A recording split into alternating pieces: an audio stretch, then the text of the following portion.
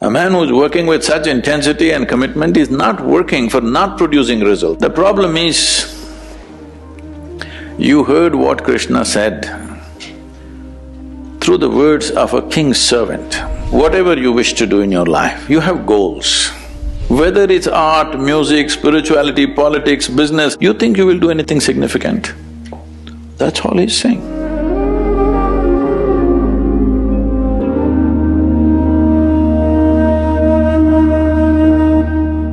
In the Bhagavad Gita, Lord Krishna advises us to keep putting in effort without being attached to the results. But I find it incredibly hard to keep working and not obsess over the results. And I would love to know how we can better practice putting in effort while being detached to the results. Well,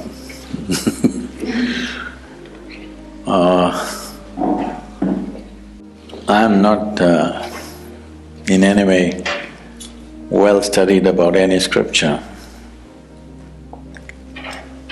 It's unfortunate, but I have to say I have not even read the Gita. But we know the life of Krishna, that people think Krishna means butter, girls and flute. But you need to understand this. All these things happened only till he was 16 years of age. So after 16, he lived an extremely committed life. His commitment was to marry the political process of the day with the spiritual process. Because he saw, unless those who wield power are essentially in their experience have a larger sense of life and an inclusive sense of identity, not my family, my children, my husband, my wife, this stuff, you have a larger sense of identity, only then you must wield power, otherwise it will lead to corruption. People say, power is corruption. Power is not corruption. Limited identity is corruption. They believe they're doing the right things and they're doing the horrible things all the time because their identity is so small. So he was trying to change this. This was his whole life's mission. And always working for results. Hello? A man who's working with such intensity and commitment is not working for not producing results. Obviously, he's working for results. The problem is, you heard what Krishna said through the words of a king's servant. Nobody else told you. He only spoke to Arjuna. Arjuna never spoke. He lived for 36 years after that incident, but he never uttered one word what Krishna told him. Have you heard anywhere? He ruled as a king, but never once he said, Krishna told me this on the battlefield, not once. So everything that you have heard is only from Sanjaya, who was a king's servant. You must understand the quality of a king's servant, he's very reliable. See, if you… let's say, if your husband or wife or children, they saw something, they come and tell you, they will add a little bit of their own stuff and tell you. It is intrinsic to a human being. Their own opinions, ideas, other things will naturally get into what they're speaking. But a king's servant is trained never to add his opinion, otherwise his head will go. He will only interpret everything word by word as it was. So he is a kind of a ancient tape recorder, okay? He's recording and just telling the king, this is what he is saying. But there's no context. What is shared between two people, where there's a very deep relationship, if two lovers are doing something, talking to each other, somebody else may think they're quarreling, but they're doing their love affair.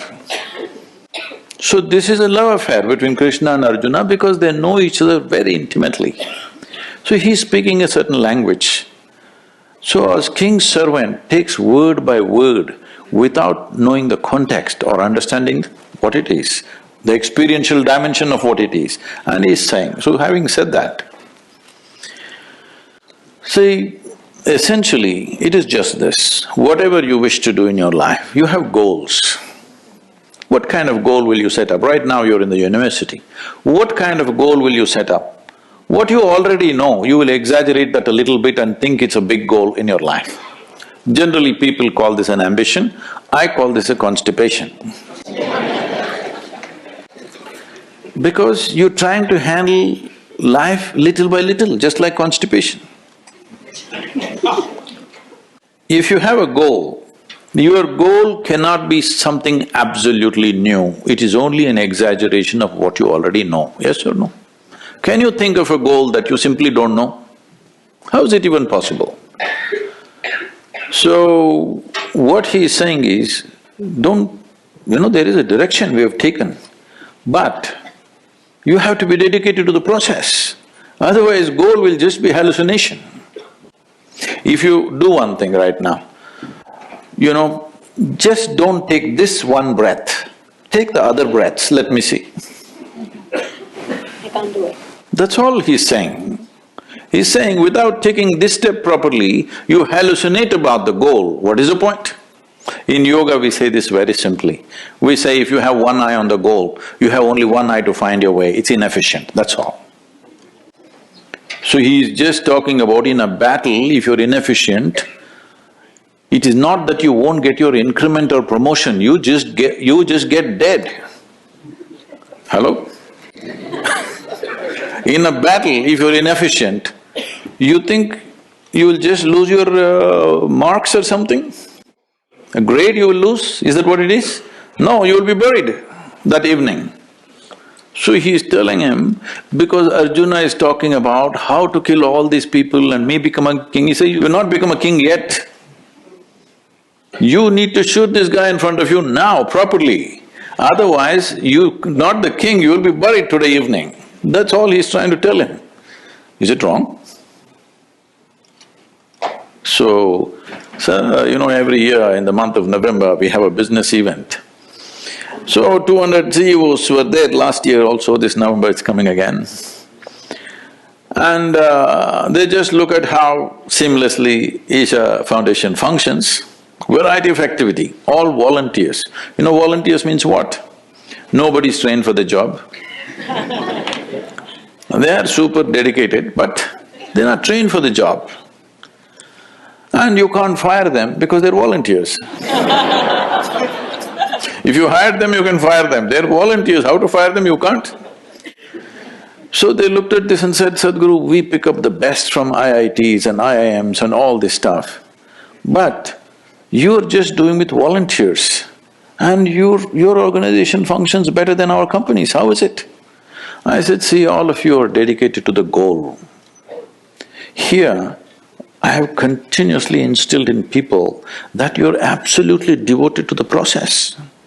Now what you're doing? You do this well. Most of them don't even know where I am taking them, all right? They're working for a certain project, they don't know what is the goal. I have something else, if I tell them right now, they'll freak. Because my goals are so far, they will give up. So right now, we have instilled this in them, you just absolutely involved in the process. Know the joy of involvement, first of all. Without absolute devotion to what you're doing right now, you will not do anything significant in your life. Whether it's art, music, spirituality, politics, business, take anything. Without being devoted to the process that you're doing right now, you think you will do anything significant? That's all he's saying.